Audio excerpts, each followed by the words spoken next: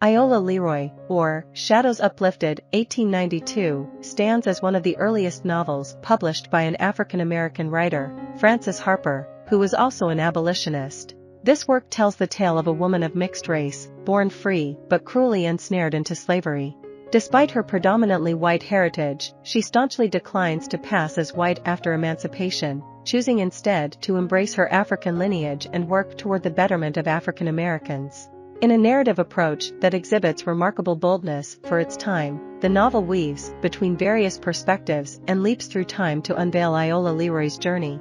The narrative commences during the apex of the Civil War, where two slaves, Tom Anderson and Robert Johnson, converge in secrecy at a slave market in North Carolina. Amid their discussions on the Union's progress against the Confederacy, Robert persuades Tom to escape his enslavement and join the Northern Army alongside other liberated slaves. Meanwhile, on the Gundover plantation, Uncle Daniel leads a clandestine prayer gathering in the woods with fellow slaves, as open worship could provoke violent retaliation from the master. The focal point then shifts to Iola Leroy, a young mixed-race slave with distinctive blue eyes.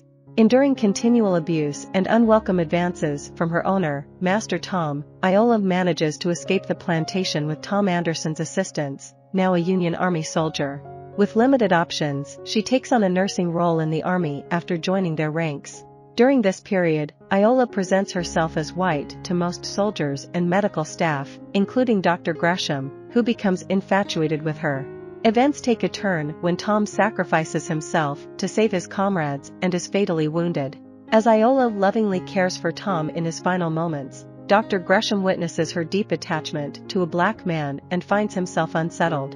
It's in this moment that Iola discloses her true racial identity to Dr. Gresham, thereby marking a pivotal juncture in the novel. Unveiling her mixed heritage to Dr. Gresham, Iola confronts his strong opposition and visceral aversion to miscegenation, intermingling of races. Despite his stance, Dr. Gresham proposes marriage to Iola with a condition: she must conceal her ancestry, passing as a white woman. Through a flashback, the novel delves deeper into Iola's lineage. Her father, Eugene Leroy, a prosperous slave owner, falls gravely ill and finds himself abandoned by his associates. The sole individual who comes to his aid is Marie, a slave with one-quarter African heritage. As gratitude for her care, Eugene liberates Marie and facilitates her education up north. Enchanted by Marie, Eugene proposes to her, leading to the birth of their 3 children, Harry, Iola, and Gracie. Despite being 1/8 black, these children are raised as if they were white. While life seems relatively secure and harmonious, Marie harbors a haunting dread that her family might be re-enslaved upon Eugene's death. Years later, with Iola attending school in the North, she grapples with inner turmoil when a black student arrives, unaware of her own heritage. Meanwhile, Eugene succumbs to yellow fever, and Marie's worst fears become reality.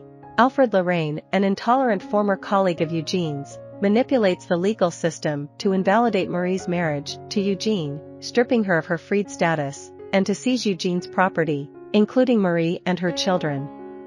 Adding to the tragedy, Gracie succumbs to yellow fever. While Iola grapples with the truth about her lineage, her brother Harry remains uninformed, safely away at a school in Maine. Back in the present, Iola declines Dr. Gresham's proposal for 2 compelling reasons. She is determined to postpone marriage until she reunites with her mother, and she staunchly refuses to wed a man who insists she forsake her African-American identity. Meanwhile, these recollections prompt Iola to connect with Harry in Maine, disclosing their family's truth through a letter. Overcoming initial hesitation, Harry embraces his black heritage and enrolls in the Union Army, dedicating himself to the liberation of individuals like him. Following the war's conclusion, the Leroy family comes together, joined by Robert, who reveals himself to be Marie's brother and thus Iola's uncle. In an attempt to rebuild their lives in Georgia, Iola eventually relocates to the north alongside Marie and Harry. Yet, life after the war brings fresh challenges in the northern states, including housing and job bias. Undaunted, Iola engages in social activism, aligning herself with progressive thinkers like Dr. Frank Latimer, a skilled physician who initially passes as white but later discloses his mixed-race heritage to Iola. Choosing to identify openly as black despite the potential loss of social status and future prospects, Dr. Latimer proposes to Iola, an offer she accepts. As the novel concludes, Iola, her expanded family, and their commitment to civil rights return to North Carolina, thriving as both professionals and advocates for equality.